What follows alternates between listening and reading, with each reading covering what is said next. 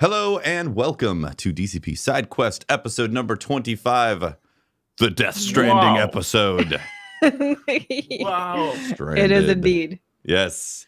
Well, I'm stranded. Let me tell you, I'm stranded on these damn roads. I can't get past all kinds them. of stranding going on. Yes. Roads are for punks. Who uses roads? Okay. Oh, okay. I will cross the mountain. We got some factions being formed here. I like it. I like it. Yeah. Exactly. It's great. Yeah. So we got a great episode this week for you guys. Really excited to talk about Death Stranding. We're also going to talk Planet Zoo and potentially some Pokemon stuff, the Pokemans, and Jedi Fallen Order coming out this week as well. So that's kind of what we're looking at this episode. So let's get into it, man. Mm-hmm. Norma Reedus and the Funky Fetus. Whoa. Oh, it's so good. The movie. That is great. Oh, That is great. how are we going to handle spoilers also? Yeah, we should say that. So I think we should talk about the game as a whole, like gameplay stuff. Mhm. But since none of us, because the game is massive, It's big. so since none of us have actually finished it, and we're all actually conveniently in the same place, which is only chapter 3, Yes. we will basically avoid talking story spoilers. Well, I think we can set the scene and just talk about the general concepts. That I think because people might be like, "Why are there babies? What is this? What are these hands? What's this rain do?" I think we should do that. Yeah. But outside of that, there will be no story spoilers. Correct. And then we can talk about the experience. I mean, maybe see, like, there's some stuff that gets discussed, just like you said, like the hands and all that stuff that gets revealed in the first 2 hours. I think those I think stuff that's setting up, like, you know, what happened. Obviously not exactly what happened because we don't even know what happened yet from our playthrough. But just setting up what the actual starting point of the game is, I think is totally fine. Yeah. Because it's almost like the synopsis, right? The synopsis of the game. If you had to write it, that's like the beginning. Exactly. Yeah. So overall arcing stuff will be revealed that you get in the beginning of the game regardless, but we're not going to go into any kind of game changers or things that have even happened to us. In fact, like I said, we're all on episode 3 still, or chapter 3. Honestly, I don't know what the hell's going on. So I've just been building roads. Yep. So I mean, things have been going down. So where do we begin, guys? Because this is a big game, honestly. Yeah. Do you want to start with so people may have heard that the first 10 hours is boring and slow and awful. So let's start with the first. I guess it's like the first island, right? That first island's kind of like the tutorial area. Yeah. And then you leave it, then you're in the game. Right. Yeah. So how do we feel about it? Yeah, so a bunch of reviewers have been saying that it doesn't really get good until you get chapter 3, right? Mm-hmm. Like that's kind of the consensus. And it takes about 10 hours to get to chapter 3, which gives you there's 11 chapters, right? 14. I keep seeing numbers. I actually don't know. Yeah, there's a lot of chapters. And we're only in the 3rd chapter. And collectively, There's me thinking I was halfway through the game. Yeah. Like after 3 streams, I think I'm like 22, 23 hours into the game or something like that. I'm about the same. Yeah. Yeah. 14 chapters. Yeah. So there's 14 chapters. We're all on chapter 3. I've personally played about 23 hours of the game so far.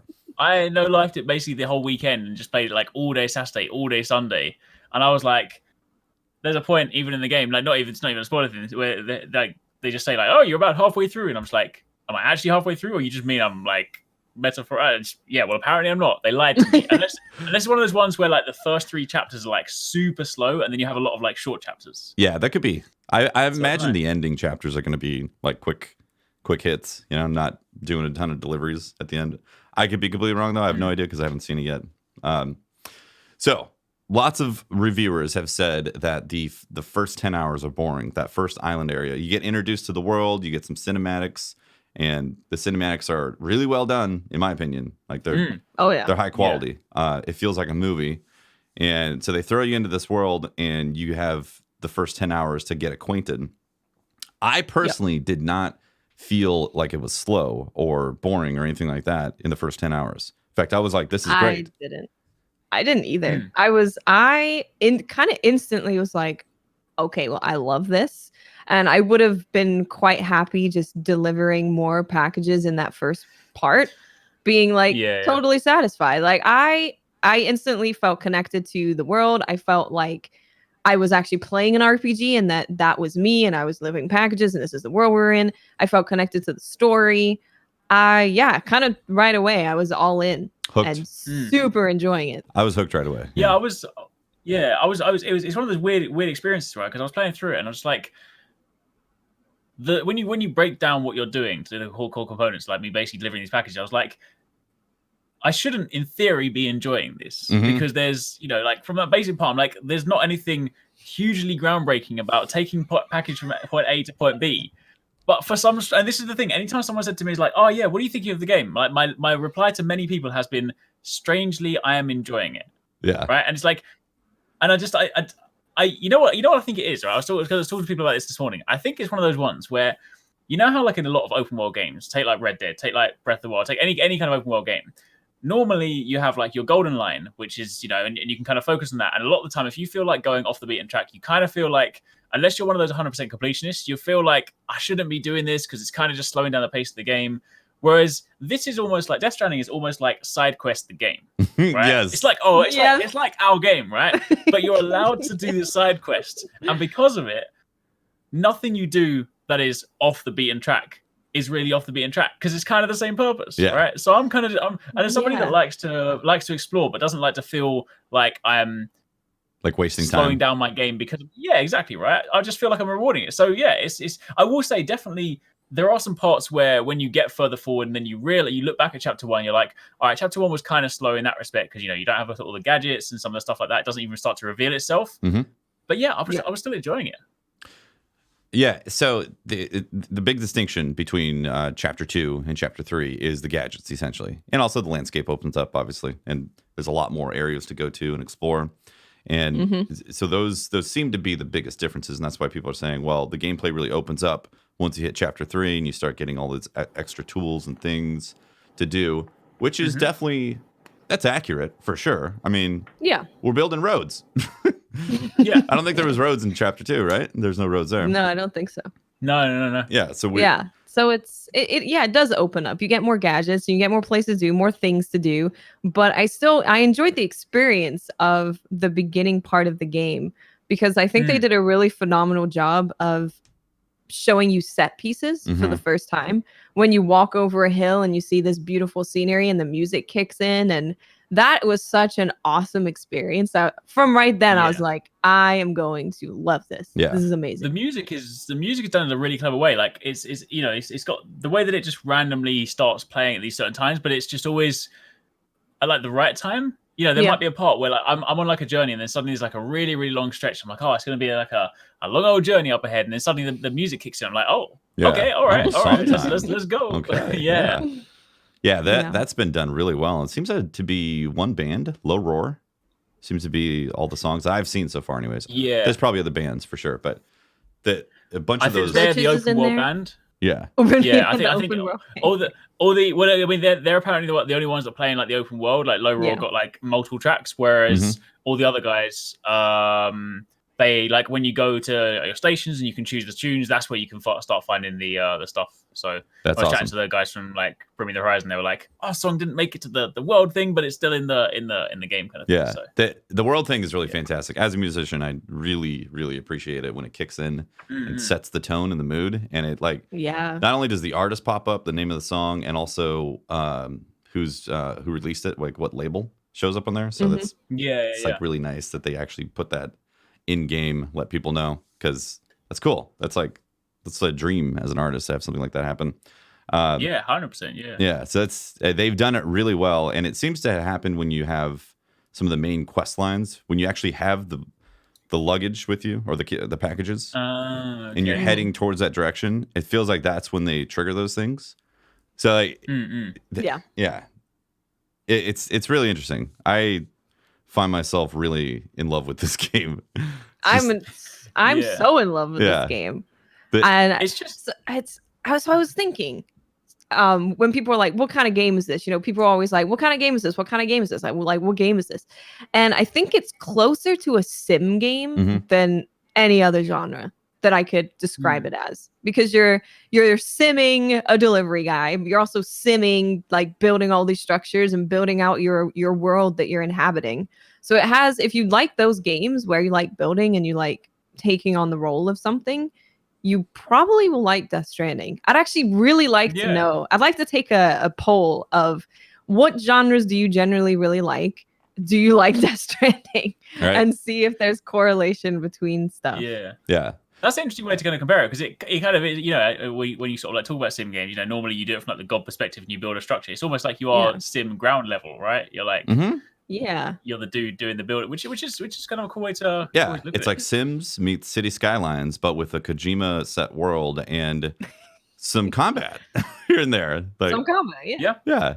So we should talk about the combat systems also in this game, because it's obviously not meant to be like a full on combat sim, Right. No, definitely not. It's not Call of Duty. I think it's not Division. Nope.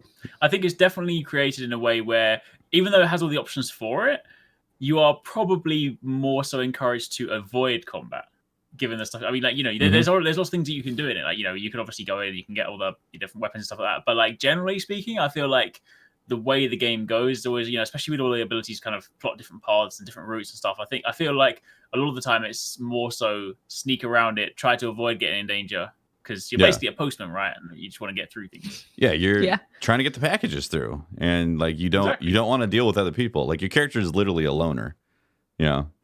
And seeing other people that you have to interact with in the world is like, am I delivering a package? Then okay. If not, I'm going to avoid these guys. Exactly. Also, you don't kill anybody either, right? They only get knocked out. No, you want to avoid killing them. You can kill them. Oh, you can? But you can, yeah. But you will cause like the massive void out craters.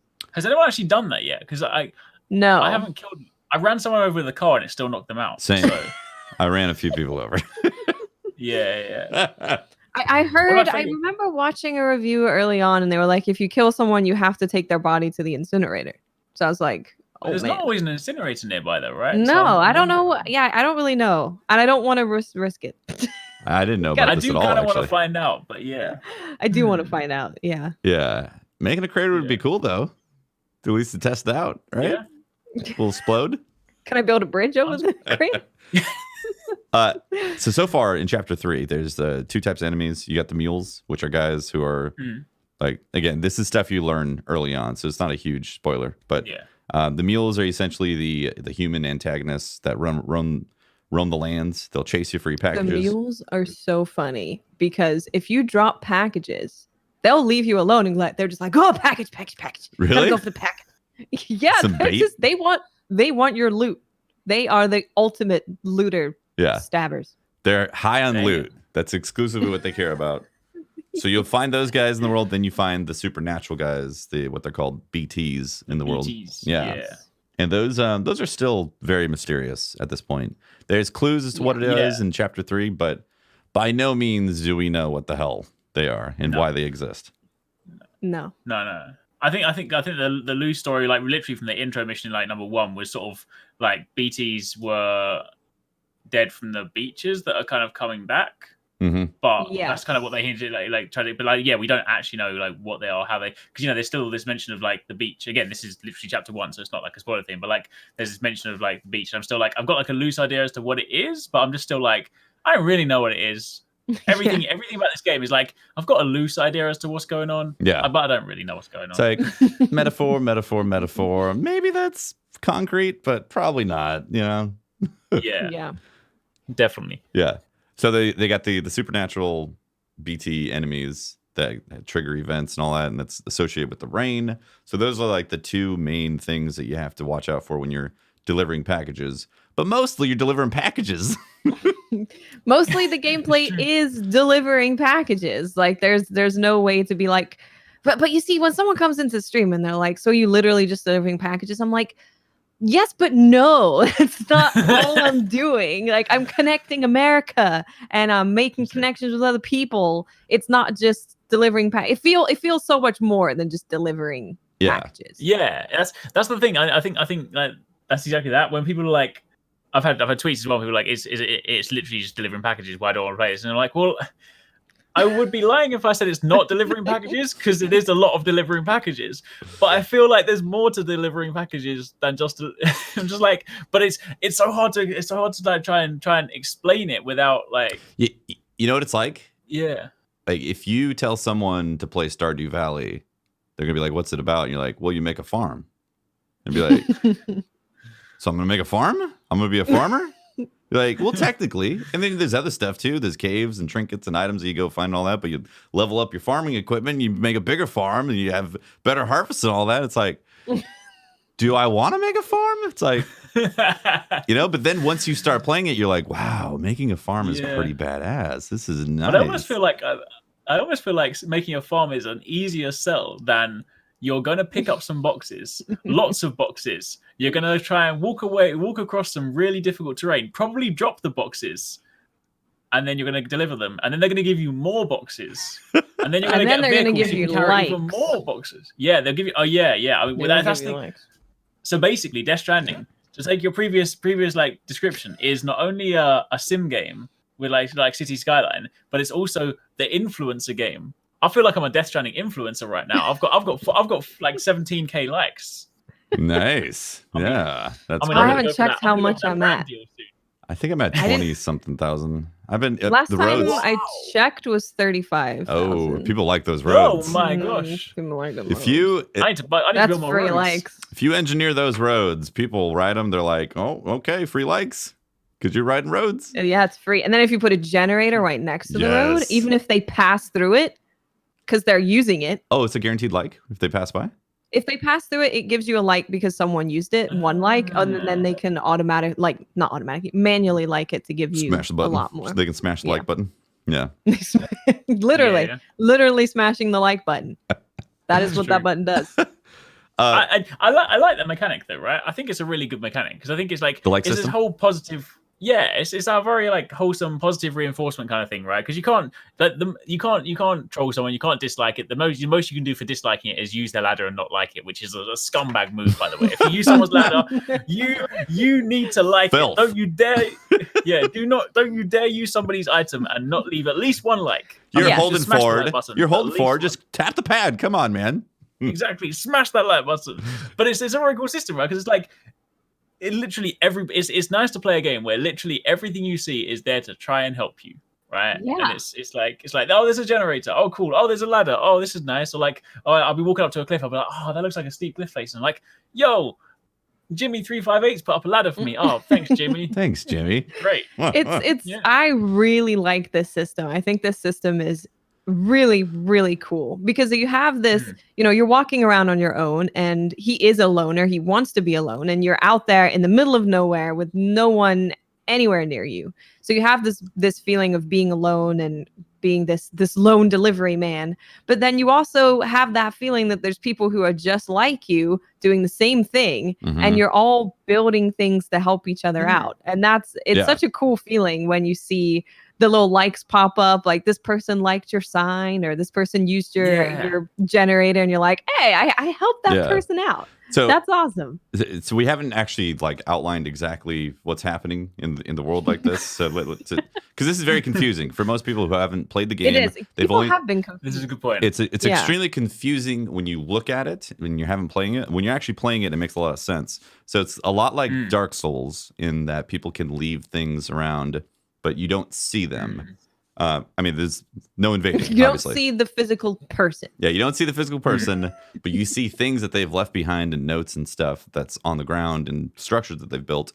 And it's because it's a shared server-based world, right?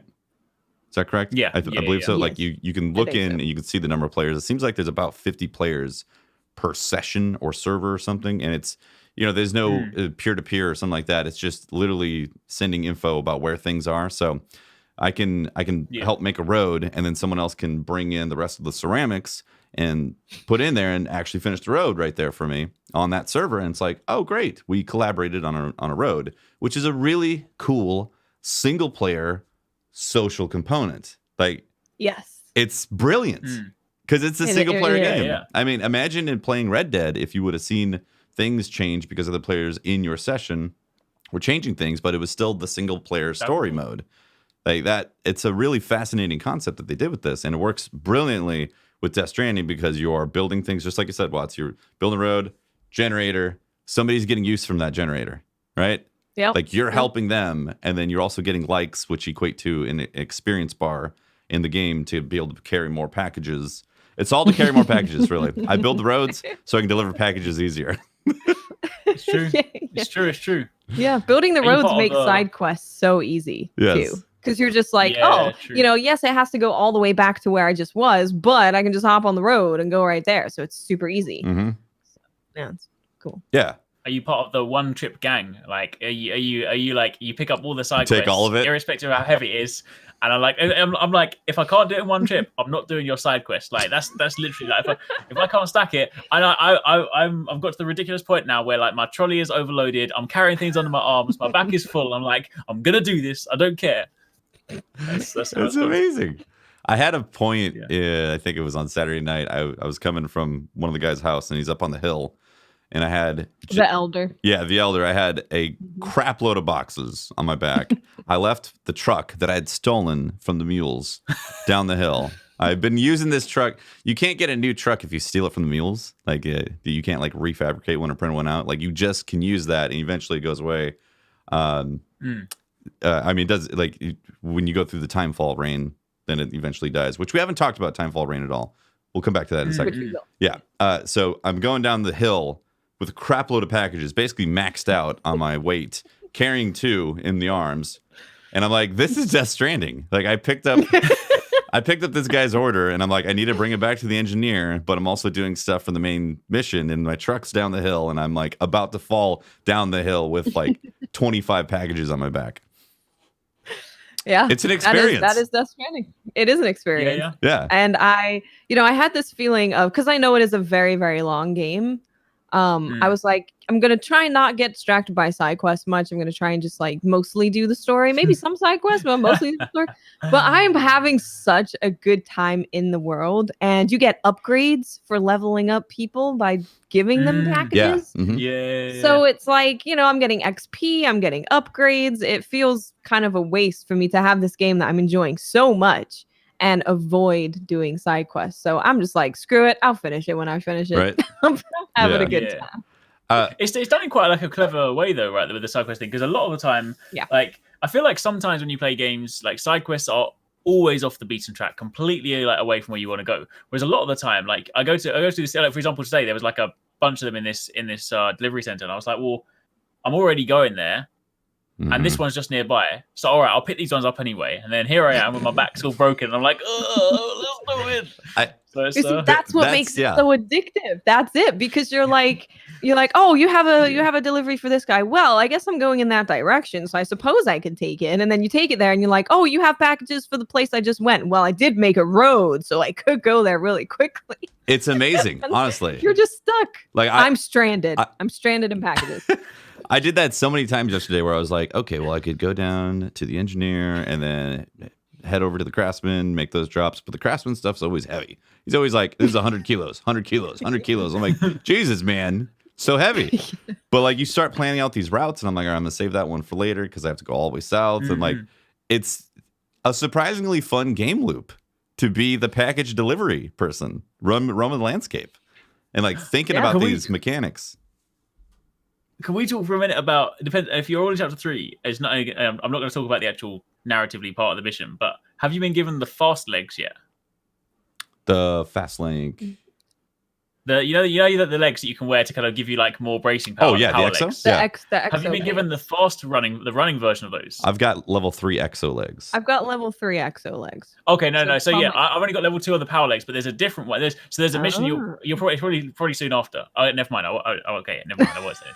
Eric's it's not spoiling. Unbelievable, Eric. No. It wasn't even spoiling. It was just more like it was more a gameplay moment because I think when you see it, it's gonna be like I can talk about it because it's not even a spoiler thing. It's the fact that it's like those legs obviously let you carry stuff, right? Yes. There's another version of them that just lets you move like quite fast. Oh. So when you suddenly used to this part of your world where you're like, oh, I'm trudging around, and then you're like, oh, I want to get there real quick, and you're just like, bam, and then you just start sprinting across the level. You're like, oh, okay, it's cool. I didn't realize there's running legs. That's cool. Yeah, you'll mandatory encounter them at some point. That's so awesome. It's probably like, given that we're all in chapter 3, it's probably like literally the next mission you're about to do or something like that anyway. So yeah. You know what made me really happy? The Timefall shelter.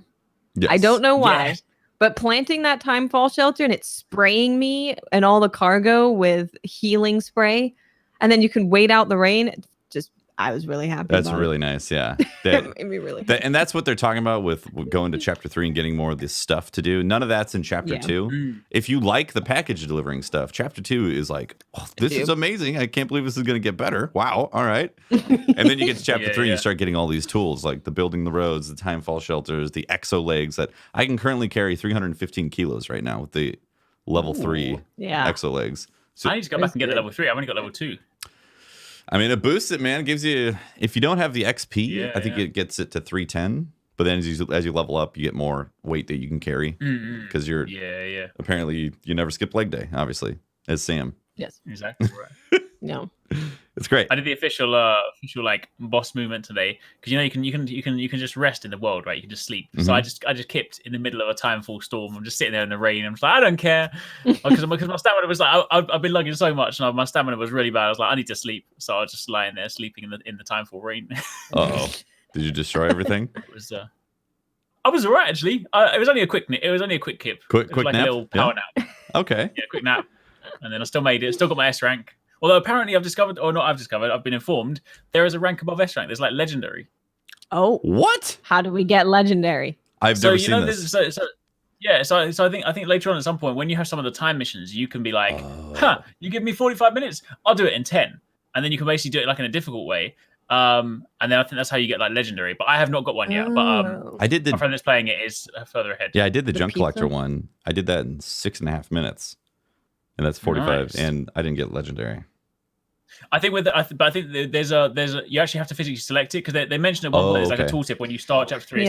It's like you can sometimes do a time mission like on hard mode basically. So I think you have to physically say no, I'll do this in 10 and then actually do it. Right. Okay. Yeah. Sam ain't no basic delivery. No, 45 minutes. Right. Are you insane? 45. What are we? Waiting for the world to end? Come on. 45 minutes. I'm going to go there, come back, get your packages, do another delivery run. Hey, look at all this. Oh, man. Okay, so yeah, timefall. No, yes, timefall. Yes. This is another thing you have to manage in the game. So anytime you are plotting your route somewhere, route, however you want to say it, you have to think of a few things. So you're thinking of how much you're carrying, because you can't carry more than you physically can. Mm-hmm. He does have a limit, even though he's a monster. Yeah. He has a limit. So you're thinking of that. You have thinking of which direction you want to go, because some ways are going to be infested with BTs. Some are going to go through mule territory. Some are going to just be really a lot more difficult than it needs to be. But then there's another thing you need to take into account, and that is when it rains. So when it rains, it is not just normal rain. It's something called timefall rain. And this will essentially age everything very, very quickly. So that includes you can age really quickly. It can age all of your containers, everything you're carrying. All your equipment. Everything. Yeah. Yeah. So this could be real rough to get stuck in a big timefall rain and be out there with nothing to fix your stuff. Yeah, because the packages, see, this is also something that we haven't talked about, is that like the packages themselves both have container damage and also package damage as well. Yes. So the actual physical contents can get ruined at a certain point. So if you're just sitting in the rain with the packages, the container can go from 100% to 0 life, whatever, to well-being for the container, and then the contents will then start degrading. And some of those missions, if you deliver the contents under a certain point of damage, they'll be like, well, let's say you get like C or D rating, right? Like your mission was rated D because the packages were you ruined everything. Yeah. So it's a really interesting concept of you're just delivering packages, and they can fall down, but there's a life to the packages. Like they don't last forever out in the land. Like they will get destroyed. In fact, if you leave packages out and rainfall comes, I've seen it. It'll be like package damage. I'm like, oh God, this was a bad idea. But I'm in the middle of trying to get around these BTs, and I left the truck in the rain. The truck is getting destroyed. I'm like, oh my God, the truck is almost gone. I love this truck. And I get back and it looks like it's sat 50 years in a field, all rusted up. Yep. Pretty wild. Yep, pretty much. Yeah. So I was very excited to get a weather forecast. Yeah. That was an exciting time. I have yet to use that. I don't understand how to use the weather. Yeah. Really? So you bring up the map and then you press R3. think you press R3 twice, and it will show this like blue stuff, which is the rain, and then it will show the direction of the wind. And you can look up to 30 minutes from where you are. So you can see, oh, in 30 minutes, it's going to rain real bad. But in 10 minutes, it's actually okay. So then you can plot which way you want to go to avoid the rain. Nice. It's really cool. Yeah. It's just another level of planning, which excites me. Yeah. I haven't got that advanced in my planning yet. I'm just like, it's raining. I'm still going to walk through the rain. Because I think, because I'm quite direct to my stuff anyway. Like, even when it's raining, I've still been getting there and delivering it because it's only like the external case that gets damaged, but the product is fine. So I've still mostly got S ranks on pretty much everything I've done. Yeah. So I'm just like, I haven't got to the point yet where I feel like I need to actually worry about the rain. I'm just more like, oh, it's raining. Okay. So. See, I get worried about my equipment breaking down and not being usable. Like the vehicles. Because you can't just spray that, right? You can spray your packages. So it's like, okay, I'll spray them and fix them up. But my actual equipment, I can't fix on the road. Yeah, true. Yeah, exactly. I don't really use vehicles as much. Like, I was using them before, but since I got my trolley and I can bring it with me, my trolley is the best thing in the world. Oh, the train? Because the vehicle, right? Yeah, the train thing behind you. Yeah, the little. Because the thing is, right, the vehicle. You know, you drive that fair enough. You get to some rough terrain, you're like, whatever. But this old trolley, right? I can walk over the roughest terrain. It's like, and when you get to the top of a hill, right, you offload all the stuff off the trolley. You stand on it and you surf it down the hill like a surfboard. And you're like, Meow. That is awesome. I haven't done this yet. It's amazing. Yeah. And it's pretty good. You know, I was surprised. Right, I was impressed with the vehicles afterwards. The very first time I ever got a vehicle, you know, in the very first chapter when you get given the rusty old bike, right? Again, very early in the game, not a spoiler. That bike. Now, it's probably because it was rusty and old. I thought this was very early on an indication of how vehicle handling in the game was going to be, because that bike was terrible. It handled so badly, and even if you found the tiniest rock on the road, I would bump into it and it would stop my bike. And I'm like, this is not how driving physics should work. It feels horrible. Kojima, you've made a great game, but you can't do vehicles, right? And I was like, I'm angry. But then I found the next vehicle. I was like, okay, cars are good. Bikes are a little bit still. I'm not too sure on them, but cars are good. Cars are good. Yeah. Bikes. The physics is interesting for sure, but I guess that's part of it. Like the physics engine is like real and not real at the same time.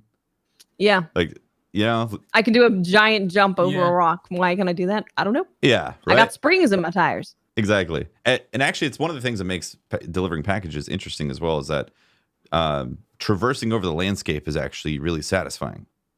You know what I mean? That was one of my biggest concerns about this was, is it just going to feel like you're holding forward throughout the landscape, or is it going to be negotiable? And it's very negotiable with the fact, if you load up your backpack, if you're, I think it's like a 50% mark, when you go past the 50% mark of your total load that you can carry, that's when it's like, it starts getting crazy all the time. You have to rebalance yourself and Well, the secret technique that, like, I mean, it's not so secret, but like, if you just hold R2 and L2, you never fall over. But you can't. So I'm just like, you can't run though, right? Or you get a limited. I don't need to run. I've just walked the whole way. I'm just like, I'm never falling over. You're not gonna get me. No way.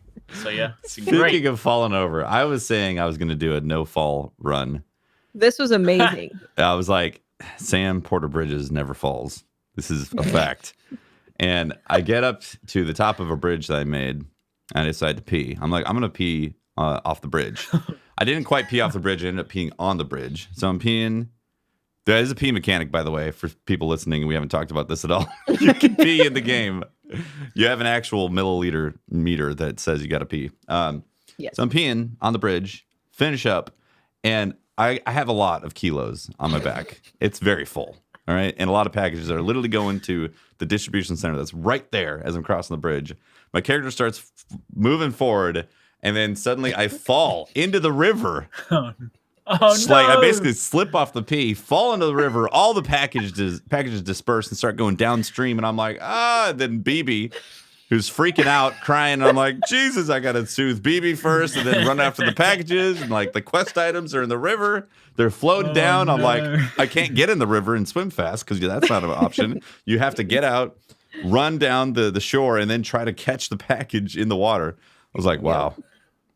I Yeah, was watching when this happened, and I was like, if there was one way to fall when saying, I don't want to fall, it wasn't just a basic, I tripped over a rock. Oh, ho, ho. This was a whole sequence of events of falling from the bridge into the water, getting swept away, chasing the packages. It was amazing. It's such a ridiculous thing. Oh my goodness. All because I decided to pee on the bridge. I was like, this is my bridge. I'm going to make a mushroom here. Unacceptable, see? You're going to like my damn mushroom that I make from pissing. Oh my gosh. Oh dear. My time when I fell off with the packages. This is also why I have trust issues with vehicles, you see. I was like, all right. I was like, the bike is going to be great. I found there was a ravine. I was like, it's a small gap. It looks like a ramp. It's great. Bear in mind, at this point in the game, I hadn't discovered that I had a boost buttons, but I was like, it's fine. I'm going fast enough anyway, right? So I go, yep, here we go. And then it fall down. I fall off my bike. BB starts crying. The bike explodes, and I'm stuck in a ravine, which I had to walk miles to be able to get out of the ravine because I had no ladders, I had no rope, so I then had to literally walk to the natural exit of the ravine, and I'm being chased by mules. At that point, I had no guns, so I had to punch all the mules. They're throwing javelins at me. I was like, this is not a good time. And then the thing is, right, and the worst thing is, anytime you're like slightly stressed in the game because something's not going well, it amplifies the stress because BB starts crying, and I'm just like, I haven't got time to look at you right now. It really I've does. literally got to get away. It does. Yeah. By the way, we haven't talked about BB at all. We haven't, no. Yeah. You have a baby on your chest in a pod. Yeah. Yeah. His name's BB. And they go in a Yeah, hot he's spring, like- and I'm like, boil in the bag, bit strange. Wouldn't do that if I was just chill. BB, you go in the hot spring. BB is in his little pod in the hot spring, just floating around. I have And not I'm done like- that yet. Exactly. This could be dangerous. Wow. I need to try really that. That's amazing. Hot spring. There's one right by the Craftsman, Okay. Yeah. right by Okay. his place. Yeah. Yeah. Nice. Let's go and check this out. People on my server put down a lot of signs saying there's a hot spring. Oh. Oh. They won't build roads, but they'll let you know about the hot spring. Fascinating. I Priorities needed in that check. hot spring because in chapter 3 when you're delivering all those things and none of them have a place for you to rest, so you're just Yeah. like your stamina is really low. The hot spring brings your stamina all the way up, gets rid of all the bad stuff. Oh, I need nice. that. I didn't know that. That's really good. So you can Yeah. effectively not go and rest. You can just go to the. If there's a hot spring, That's great. I've only seen one hot spring though. I think there was one by the weather station. Oh, I think. I could be wrong. Mm. So BB, Bridge Baby. BB. It's an actual Bridge Baby, character yes. in the game. It's on your chest all the time. It is a baby, and there's Yes. this super weird technology that's in the game that are called BBs that connect to the other side. And essentially in the game, it's your radar for the supernatural beings. BB will start Yes. freaking out. The little antenna pops out, and it gives you a signal of where these things are. So it's essentially a game's radar, if you want to boil it down. Boiling, baby. But Cool. it's a character in the game. So every Yes. time you go to your rest room and rest and come back, you get like these mini cutscenes from BB's perspective, of what's happening. And that's been really fascinating to see unfold. Like there's a super deep plot that's going on with there. Yeah. Yeah, there's a whole other story that we just don't even know what is going on right now. Like I feel like there's that, whatever that is, haven't even you see it through every single time you reconnect, but you don't know. Like we haven't actually like seen it in game. And I'm just like, what even is this? Like, is there going to be a point where these two worlds collide? And is it like, Yeah. I don't know. Yeah. I'm assuming, right? Dude, we gotta. They gotta connect because the whole thing was that. Again, this is beginning stuff. The BB unit is like a basic BB unit, and there's some mystery parts here and there about it, but essentially it's like a out of service unit that they're gonna get rid of, and then you essentially adopt it in that sense. Not in the fatherly sense, but like. Well, I'm really attached to my BB. I mean, I am too, but anytime my BB gives me a thumbs up, or so it's really funny because when I'm driving on my roads and I'm boosting, going really fast, every time BB will give me a like for going really fast on the road, and it will say BB is happy, and I turn my camera around to look at BB, and BB's like clapping and do a thumbs up. Really? Yeah, that's Amazing. awesome. it's so good. That's really cool. So yeah, there's this. And you can level up BB. Oh right, by the You connection. can level up your connection. Mhm. Yeah. Which is really interesting. So it's like the BB is a whole other character in the game. Yeah. With its whole system. Yeah. It's really cool. Exactly. There's a whole system of stuff with BB and a story that's connected that it seems like they're split like this my hands are wide for those listening. It's split stories that are eventually going to connect towards the end as to why you ended up having this unit, this BB unit, because it's technically a piece of technology to the people who handle the stuff. And that's why I'm saying, like, you adopt this technology, but it's an actual baby, but there's lore and story behind where it came from. Yeah, the reason I'm thinking is going to like converge as well is because again, because this isn't even a spoiler, this is a speculation thing from like the the old trailers, like one of the first trailers that we saw where like the person you're seeing from BB's perspective is obviously we saw him like in the tunnel as like with like soldiers and stuff. Yeah. And then there was even that one point where they showed like a trailer where it looked like we went into some military war looking thing. So this, I almost feel like there's, like, I mean, this is the thing as well. I haven't got that far. I almost feel like there might come a part where we're doing like 2, 3, 4, 5, maybe even 6 chapters of like nothing but delivery. And then suddenly there might be a curveball where towards the end of the game, like we've done enough delivery and then suddenly the gameplay completely changes and you've got like a different game. Right. I can see that happening. Yeah. I could see something like that totally happening. see that. Yeah. Yeah, because it's like right now in my world, I'm just happy building bridges. I'm avoiding spooky guys because they're very scary and they stress out BB. And I'm delivering packages. I'm just happy in my world. Haven't seen any story for a long time. I spent 5 hours building roads yesterday. Yeah. It's addicting. You see that road come up and you're like, oh. Yeah. And then other people are like, another one. Someone used your road. Someone used your road. And we're like, you damn right. You better left a like. It's great. I've been really enjoying it. I can't wait to play more of it, honestly. I can't wait. I want to. I will say, since we're just so we're not like all completely fanboying over it. True. My one gripe, right? It is. I mean this in the nicest way possible. The UI is very Japanese, and what I mean by that is that a lot of Japanese games they love to have their bad user experience in the UI. The UI is terrible in this game, right? Menus are convoluted, unnecessary. There'll be times where you go to load up a bajillion packages and you accidentally press circle, you come back out of it, and you have to go back into the menu again to repackage things.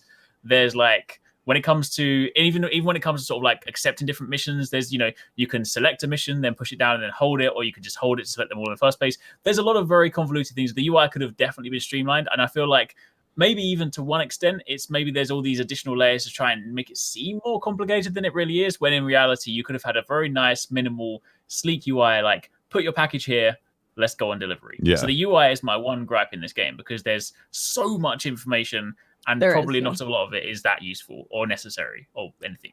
Yeah, I agree. The UI, confusing. In fact, I figured out last night that when you're in the map and you hold down the pad, you can rotate the map by literally rotating your controller. I didn't know that. Yeah, it's the worst possible way. It allows you to see like just how tall that mountain is that maybe you were thinking you could climb, but maybe it's not a good idea to climb it. Yeah. So the one frustration. Oh, sorry. I was just gonna say that, like, yeah, it's nice that you can finally rotate the map once you know how to do it, but it's so awkward to actually rotate the map that it's barely useful. Like, it's like, okay, this is rotating it ish. Yeah. My only other one gripe was that, and although this one I've been informed that this is actually just me not paying attention, so I probably can't blame the game. But apparently, at one point it tells you in the game that when you go to like your equipment menu, you can click in R3 to switch pages. Somehow in my playthrough, I missed that bit. So then they got to a point where I was at a mandatory fight, and I was like, I need to use some grenades, and I'm like, I don't have them, but I've definitely got them equipped. I've put them on my backpack. So at first I was like, but I don't see them on the page. So I was like, all right, okay, maybe in my infinite wisdom, I was like, maybe I have to reorganize my boxes, because maybe if it's too deep in my backpack, I can't access it. So I was like, all right, I'll push it around. I'll put the grenades on my arms. Like, cool. So I reorganized it. I was like, I've still got no grenades. I was like, okay, right, maybe you can't get them from arms. Maybe it has to be in this part of your back. So I moved it around to my tool belt. It's like, I've still got no grenades. I'm like, the game is telling me to fight this thing. I've got grenades.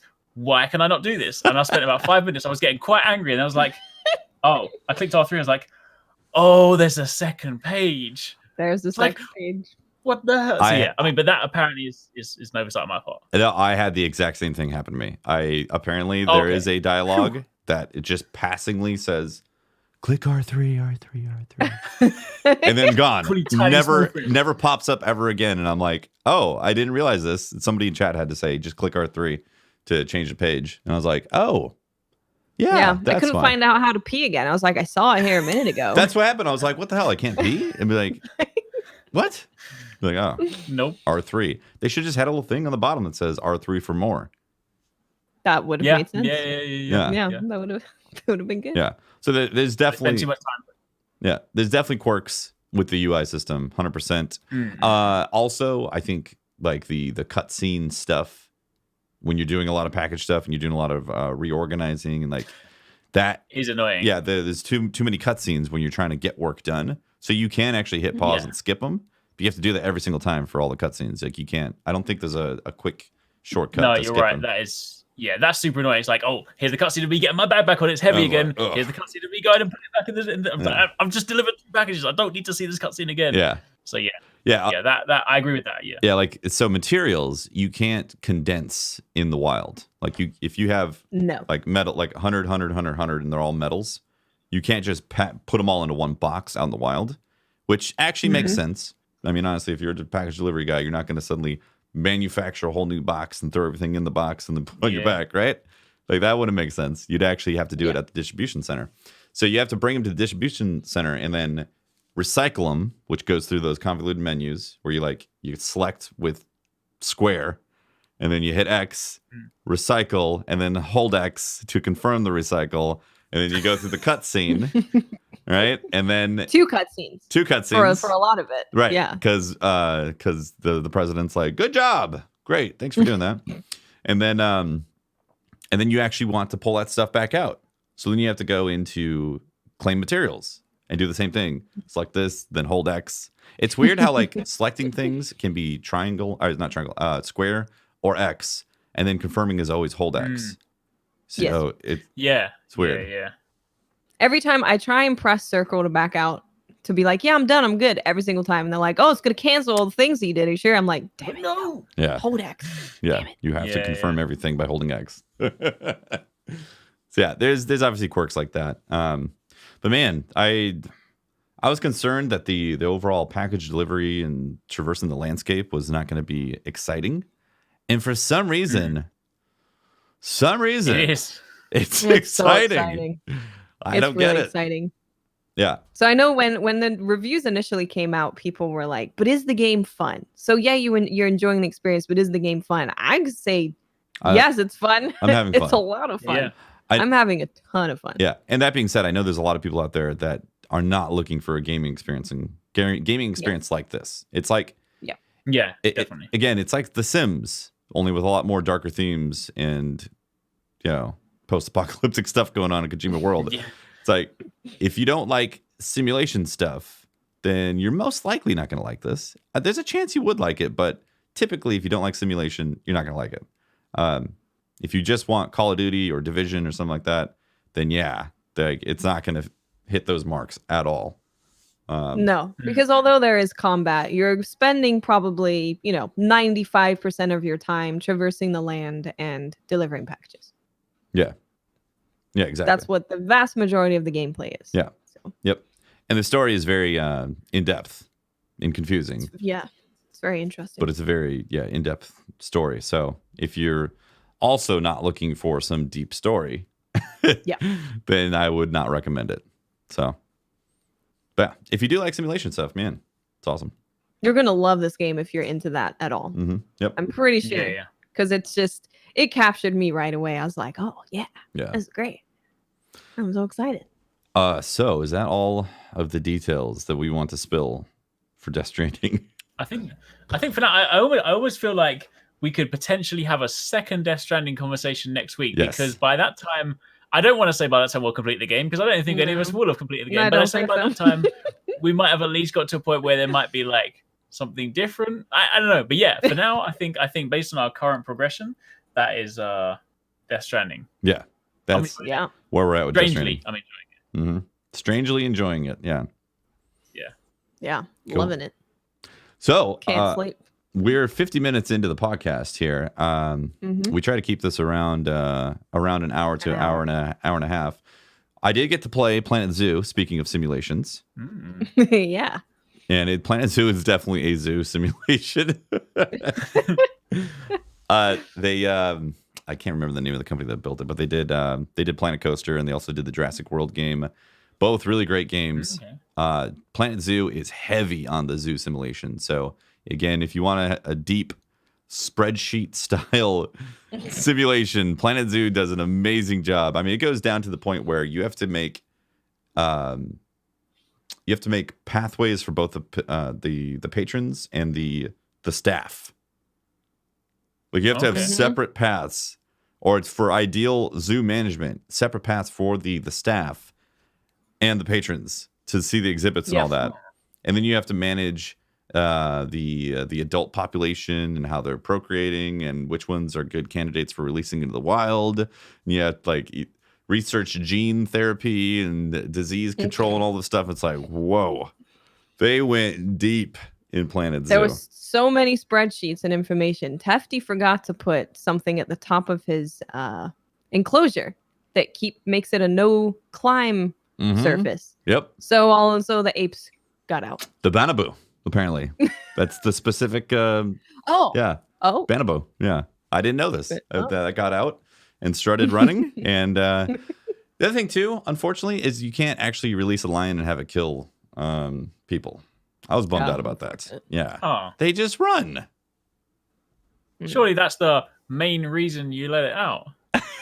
Get it? Hey. Hey. Oh my Come gosh. on, you know there's a funny joke. You'd be lying if you said it wasn't funny. Hey. Well done, Erics. Well done. Whoa. Yeah. So in terms of simulations, it is very, very deep of a zoo simulation and really good stuff. Really good stuff they built with that. If you want to be a zookeeper one day, this might come in handy for your degree, probably. Yeah, I played Planet Zoo. You'll probably learn some stuff, honestly, if you don't know anything about these animals, because they teach you, like, there's a ton of research that you could do, and it tells you what animals coexist with each other, and you get bonus points for building habitats that have animals that share enclosures that work with each other. So really cool stuff right there, and also goes by, you have to literally go into region, and it was the continent and the biome. You have to search that for the particular animal that you're building an enclosure for. And then you create the proper vegetation. You got these meters for everything. Like how much vegetation, how much cover, how much is there enough toys in there? Like all these things are monitored in the game, and you have to make the animals happy. Otherwise they'll get stressed out and get sick and all that. It's really intense. Yeah. It's a lot of management in the zoo management game. Yeah. So it's literally Planet Zoo. Yeah. And you deliver packages though? No. I know. I think from now on, I'm going to be looking at games in the future, and I'll be like, am I delivering packages? No, I don't know if I'm going to play this game. Yeah. Exactly. Where's the packages? Yeah. So yeah, Planet Zoo is cool. Next. Pokemon. Yes, we got a little bit of Once Pokemon again, news. believe it or not, the Pokemon community are up in arms again. Surprise, surprise. I mean, look, right, for a game that's I'm not saying Pokemon's but the thing is, right, I'm not like Pokemon is a kid's game, but I love it, right? It's a great game. But for a game that's supposed to be a kid's game, there's a lot of angry people out there, right? Because apparently I mean, like, I haven't looked at this because I for once, because I'm just going to play it on launch day. For once, I haven't actually had to like pre-read or pre-prep anything for like content. So I'm just going to go into it blind. So for the first time in probably a decade, I'm going to a Pokemon game and I don't know half the Pokemon that are in it. But I have been informed by the Pokedex that a lot of people's fan favorites are not making it into the game. You know what I heard got cut? Who's that? Sandick. No one cares about that one. That's all right. Oh, I care. That's my whole reason for any Pokemon at all is Sandick. Oh no. Diglett's been cut. Can you believe they did that? I can't actually. How could they cut Diglett? Right? He's an icon. Yeah. I mean, he is, but this is the thing, right? Like, and this is probably going to be the controversial point, right? Because everyone will be like, how dare you say this, right? I've been playing Pokemon since the very beginning. So to be clear, I'm not like a brand new Pokemon person, right? So, but I'm just like, as someone that, it's the same thing that happened in Destiny, right? You remember the Destiny 1 argument when like people that were new to, had never played MMOs before. They played Destiny 1. They were like, oh, look at all my fancy gear. An expansion came out and all their gear became useless. And they were like, this is unacceptable. I worked hard for this hand cannon. How dare you make me leave it behind? It's like, no, this is what happens in these games, right? Yeah. Same thing in Pokemon. Like, yeah, sure, I spent ages in Pokemon Red leveling up my Charizard, right? I didn't go into Pokemon Blue be like, why can I not bring my Charizard over? I'm just like, oh, there's a whole new world of Pokemon. Now, if it just so happens you can bring it over, that's cool, right? But I feel like I'd love to see the stats. I feel like the percentage of people that actually move their Pokemon from game to game is probably the top 1%, right? I feel like most people don't care. And like, I've been playing since the very beginning, and I've never once used the move Pokemon facility between games. I'm just like, new game, new team, let's go, done. New Pokemons. Yeah. So I don't care. Yeah. But apparently people do care. So they've been moving their Pokemon for like a decade from game to game. Yeah. The 1%ers of Pokemon. Exactly. Yeah. And now they can't. Apparently, the Game Freak owe them the world because they've paid for their $60 game, so they therefore owe them their life. What a travesty! Then, yeah. I mean, I guess I can kind of see if you've been doing it since the beginning, you've always moved your Pokemon, then I could understand why you'd be like, wait. That's true. Do that. If it's like a legacy. Yeah. I mean, no, I definitely get the point. Yeah, like all jokes aside, I just sort of not trying to like make light of their issue, right? But I think the difficulty is that a lot of people just don't seem to understand. This is where it comes from, right? I think a lot of people, whenever they complain, they don't understand development, right? A lot of people were like, well, you just copy the models over. And like, to a degree, that was true, because I watched this really interesting documentary on, not documentary, like a video by a guy called like Frame Data, who does like a lot of breaking down like animations for different games, and he went through specifically how Pokemon animations are done from like game to game, and like how they were tweaking, and like obviously between some of the earlier games it was a case of transferring over sprites because the changes were very minimal. Like early Pokemon animations, it was a simple sprite that was just squashed. There wasn't even any animation to it, so it was quite easy to do that stuff. And then as they started to introduce actual movement to it, it got a little bit more complex, and you get to the point now where like some of the models are actually changing. There is actually new stuff to them. So it's the same kind of thing that happened when Monster Hunter World came out. And people were like, oh, why is there not all these monsters from before? It's like, yeah, because you can't take the data from a 3DS game and just import it into your hugely massive PS4 new resolution thing. So I think a lot of people, they're just like, well, why can't it happen? You know, like it's like, surely you can just, but they don't understand it. So I think that's why like I've been a lot more understanding of it. Like, sure, okay, in an ideal world, Pokemon Sword and Shield would have everything and it'd be great. Everyone will be happy. It's got a ton of great new mechanics. It's a really awesome looking game. If it had all the old stuff, I wouldn't complain. But as someone that like has been in development, like understands like slightly more so, I'm just like, I can understand from a development point of view why this is not happening. I'm still cool with it. Yeah, for sure. Yeah. And that's where I think it comes from.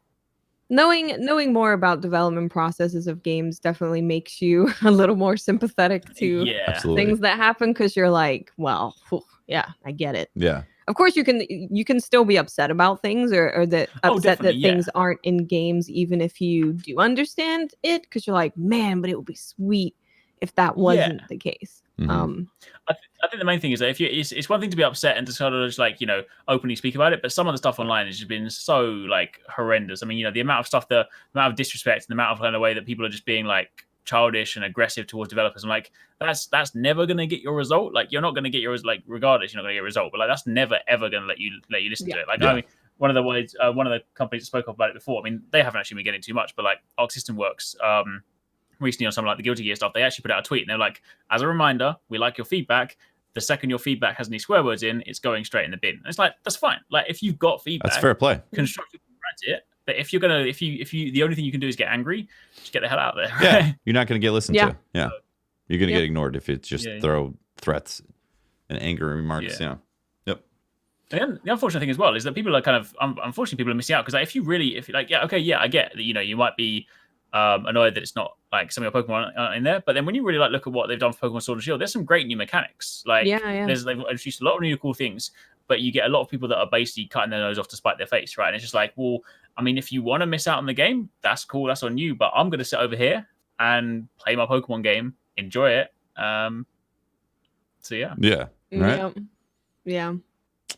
It's interesting. Absolutely. Are you excited for this new iteration of Sword and Shield? Yeah, I am very much. Yeah, it's something special about like every time there's like a new Pokemon game. It's just always nice. And I sort of mentioned before, like for once, I'm actually kind of gone into this one pretty blind. Like in previous ones, it's almost been to the point where I've been able to. In fact, the last Pokemon game, I had basically spec'd out my entire team before I played the game.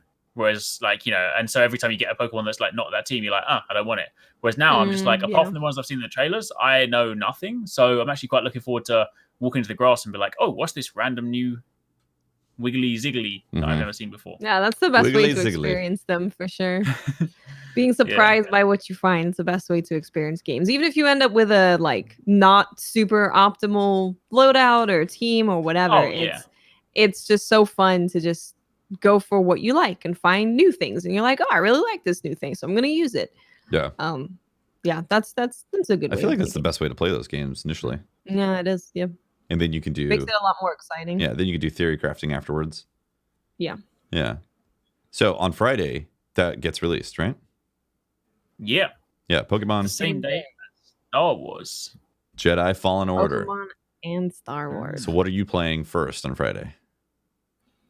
Pokemon. Obviously. I figured you could play that. I mean, yeah. I do want to play Star Wars, but I feel like I can't even embark on Star Wars until Death Stranding is like. I can't do another story game until I'm through package delivery, which does of course mean I might be playing it for the next like 10 years. But I can't do it. Senior package deliverer. It's the title. It might just be on the rotation of the stream forever. You never know. Deliver them packages. I would love to play Star Wars on Friday right away. I am concerned, though, that I'm still going to be in the middle of the story of Death Stranding. Yeah. I think we will be. Yeah. Yeah, it's a concern. So for me, Pokemon, I didn't get a chance to play when I was a kid. My parents never bought me a Game Boy or anything like that. I had a home console, and that was it. So I missed out, man. That's what I'm saying. I missed out on the Pokemon glory. So when a new one gets released, I'm like, cool, It's not It's not what I'm hyped about. I'm actually really excited about Star Wars. Yeah, I'm really interested in Star Wars. I would love to play it when it first comes out. Oh man. If I go right from a very intense, very long story game into another intense, long story game, I don't know how that's gonna work. Yeah. How much I could play both at the same time. Oh, that's tough. Yeah. 4 hours of one, 4 hours of the other. Mix into like story games, that's tough. That's really hard to do. It's definitely. Yeah, that's why Witcher 3 became such a tough stream for me, because other things would naturally come up, and it was a very long game to get through to do all the stuff you want to do in Witcher 3. Yeah, we'll see. I'm very excited about Jedi Fallen Order. Apparently the reports are it's actually a pretty big game, pretty long game. Yeah. They're coming in. Yeah. Do we know when reviews are coming out? Like actual full-on reviews for it? I think they come out the day of. Oh. Yeah, which is concerning. It'll either be day of or day before. Like, I think a lot of EA games recently have had like the kind of just like 24-hour before or like 12-hour before kind of review sort of thing. So we'll see. But surely, right? Surely they have nothing to hide. It's a single-player game. Surely you haven't snuck some horrendous microtransaction or anything like that in it. Like, I mean, what? Or maybe they're just not. Maybe they're just not super. It could be the case that they wouldn't be, maybe not super confident in the game, like the actual game. Not like that they've added a bunch of bad stuff to it, but maybe reviews will come out and be like, yeah, it's cool. It's a good Star Wars game, but it's not that great. Who knows? Maybe it's got surprise mechanics in it. Surprise mechanics. Surprise lightsabers that are really cool for $20 each. Whoa. Yeah. I hope the game's good. Yeah. Because I hope so. Yeah, no, definitely. Yeah. We need a good Star Wars game. Like a good definitely single player story. Like a while. Right? Yeah. Yeah. We need a home run there. So I hope they deliver. All right. Well, I think that's the show, right? Yeah, I think so. SideQuest complete, guys. Yes. It's not. I still have so many to do. That's a lie. My side quests are not complete. So many packages. I got another 50 hours. So now that I know that you get like 500 likes for delivering other people's packages from the post box. The mules stole people's packages. What a gold mine. Holy crap. I kind of want to just go do that. Yeah, I remember looking in there the other day and it was just stocked full of lost packages. I was like, I'm not. So many lost packages. I'm like, where's the ceramics? Screw this noise. Now I'm like, ooh. Yeah. Man, steal a truck, pull up, load up the truck with everything, and then just go deliver it. See, that's what's great about the road. You get the road built, then you can use that truck to deliver everything. Everything. Yep. True. Yeah. True. It's the way. Meanwhile, I'm still there with my trolley. I'm like, I'm loving life. That trolley sounds really awesome. I need to try that. It does sound great. really fun. Skate with it, snowboard with it. It's brilliant. I made Eric's. You'll get this. Tefty didn't get it so much, but I made an Evangelion bike because I made it purple Really? and green. Wait, you can change the color of it? What? Yeah.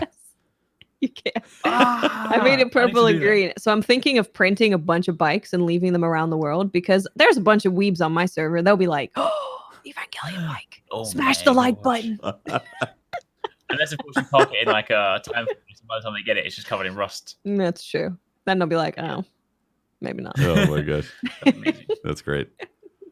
All right, guys. Well, that is SideQuest episode number 25. Thanks for watching. Thank you so much, everybody. Yeah, thanks for if you tuned in live or if you're watching on YouTube or on the various podcast feeds. Thank you very much for all the support, guys. Shout out to our Patreons as well. Next week, we'll be back talking more Death Stranding and most likely... And Briar will be back. Yeah, Briar will be back today. He was out... he was getting his bridge baby tuned up. He had to bring in the You do shop. have to patch the bridge baby sometimes, so... Yeah, he had to resync it. It's a big bridge baby patch. Exactly. Big patch for Bridge Baby. So yeah, thank you very much for watching, guys. We'll see you next week. GG's, everyone. Bye. Bye. Bye.